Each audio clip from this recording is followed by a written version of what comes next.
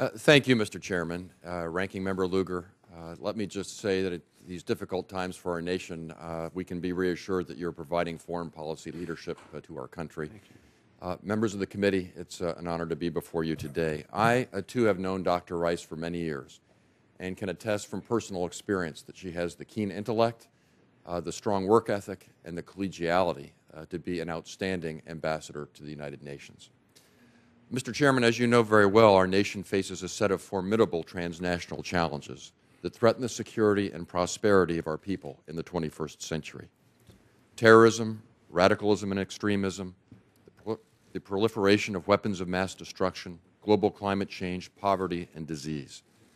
These are problems that threaten our people, but cannot be solved by our government alone.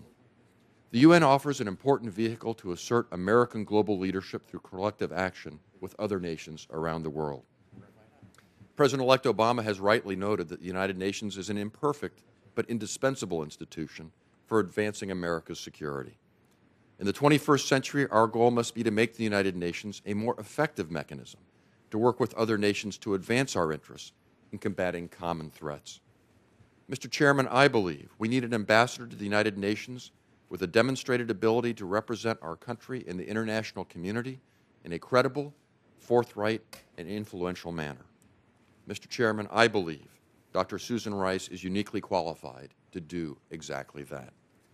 Throughout her career in public service, she has served with distinction. Her service includes key roles on the National Security Council as Director for International Organizations and Peacekeeping and Senior Director for African Affairs. In 1997, Dr. Rice became one of the youngest Assistant Secretaries of State in American history when she was appointed Assistant Secretary of State for African Affairs. In this role, she oversaw 43 U.S. embassies, 5,000 employees, and an annual operating budget of $260 million. At a time when the United Nations is in great need of internal reform, Dr. Rice has proven that she is an adept and capable manager. She will help the United States strengthen the effectiveness of the United Nations, modernize it, and make it more capable of meeting the challenges of the 21st century. That means implementing an agenda of management reform and working to strengthen its program capacities. We're asking the United Nations now to do more than ever to promote global security, yet we have not aligned capabilities with the mandates that we have given UN missions. Dr. Rice has demonstrated the intellectual heft required of this position. As a senior fellow at the Brookings Institute, she has written extensively on multilateral diplomacy and how to deal with the security challenges posed by failed states. She will represent America's interests on the world stage thoughtfully and vigorously. Mr. Chairman, I've seen her in action, and I am pleased to report to the panel today that if confirmed, she will be a formidable negotiator and a skilled diplomat on our nation's behalf. Last February, Dr. Rice and I sat together on a foreign policy panel at the U.S. Islamic World Forum in Doha. She attended as a representative of candidate Obama, and I represented Senator then-candidate Clinton. Dr. Rice offered a spirited defense of America's prerogatives and a keen understanding of the importance of leveraging buy-in from UN member states to tackle global security challenges. Dr. Rice understands the myriad challenges facing the United States, and she is prepared to work with our allies around the globe to marshal world opinion and spur action to ensure our country's security. She also carries a currency invaluable in this endeavor, the ear and full confidence of the next President of the United States. The United States will never ask permission to defend ourselves or our allies. Yet the last 8 years proves that there is great peril in acting alone in a dangerous world.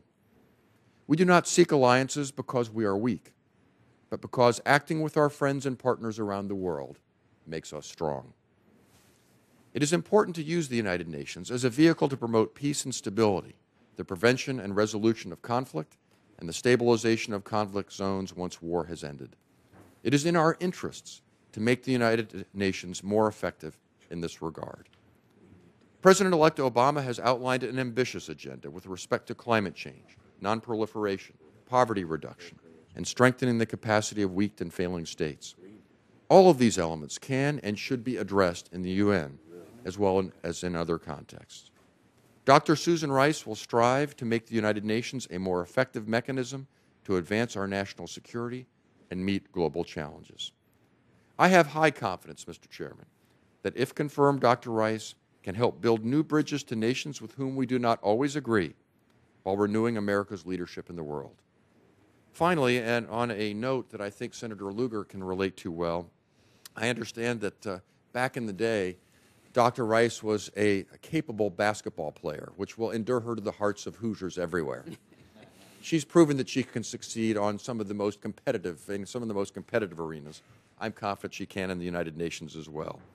So, Mr. Chairman and Ranking Member Lugar, it is my distinct pleasure to recommend to this committee that this committee confirm Dr. Susan Rice as our next ambassador to the United Nations. Thank you. Thank you very much, Senator Bayh. We respect your observation about her athletic skill. Regret to inform you that born in Portland, she is a Celtics fan. I did not say she was perfect, Mr. Chairman.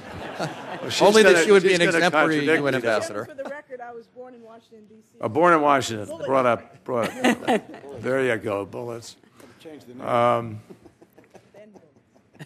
We thank both of you for your introductions today. You're both respected voices in the Senate on national security, foreign policy issues. And so these introductions are important to us, and we're very, very grateful to you. We know you have other business, so we will excuse you while we begin quickly the business meeting, and then we'll come back to the hearing itself. But thank you for taking time to be here. We appreciate it. Thank you, Mr.